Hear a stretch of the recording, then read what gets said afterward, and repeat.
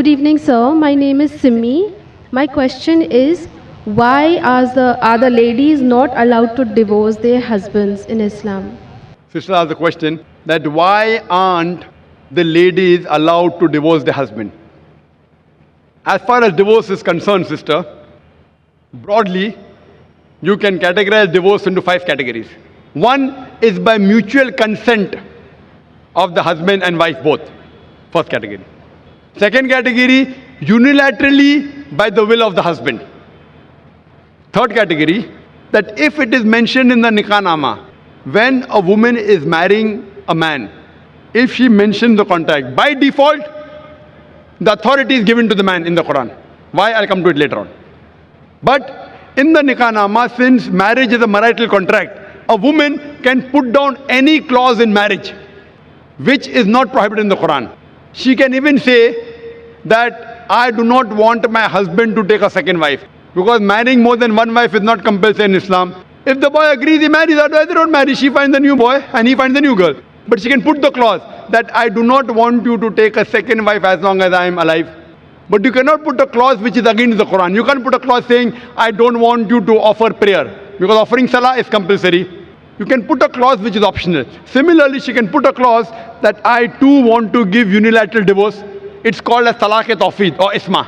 Third category. Fourth category is if she does not mention in the clause, but yet she wants divorce, she can request the husband, I don't want to stay with you. She can request the husband to give divorce. That's called as qala. And the fifth category, if the husband does not agree and if the husband ill-treats her, she can go to the qazi, she can go to the judge, and she can take nikah-e-fask. That means nullification of the marriage. If the husband ill-treats her, does not give her her rights, she can go to the judge and she can nullify the marriage. So even a woman can take divorce. But under normal circumstances, the man has been given the authority. Why? Because in marriage, the person who's the loser is the man, not the woman. The woman gains.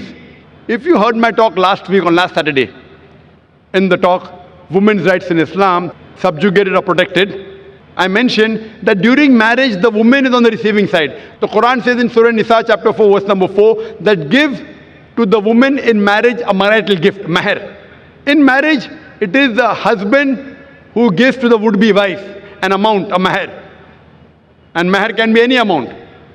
So imagine, before she's married, it is the duty of the man, duty of the father and the brother. After she's married, it is the duty of the husband and the son to look after lodging, boarding, clothing, all financial aspects. And if divorce takes place, it is the duty of the parents to look after her. If not the parents, it's the duty of the society to look after her. If not the society, it's the duty of the Islamic State to look after her. So she's financially secured.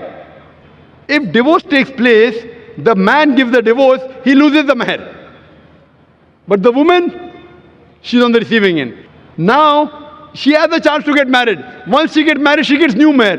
And the man, when he has to marry another woman, he has to give new mahr. If the full authority is given to the woman keeps on marrying and divorcing, then she will keep on gaining money. Who's the loser? Is the man. So Almighty God even protects the man's status. Otherwise, I have to give a talk on man's rights in Islam. Because if a divorce takes place, man is more of a loser than a woman, financially and otherwise. Woman gets protection from the family, from the society, from the state. Man doesn't. So because of that, Allah Almighty God has secured the man. But yet if the woman wants, she can mention in the marital contract, she too can give divorce. Or she can request divorce from the husband called as kula. Or if the husband ill-treats, she can go to a judge and she can nullify the marriage, which is called as nikah-e-fask. Hope that answers the question.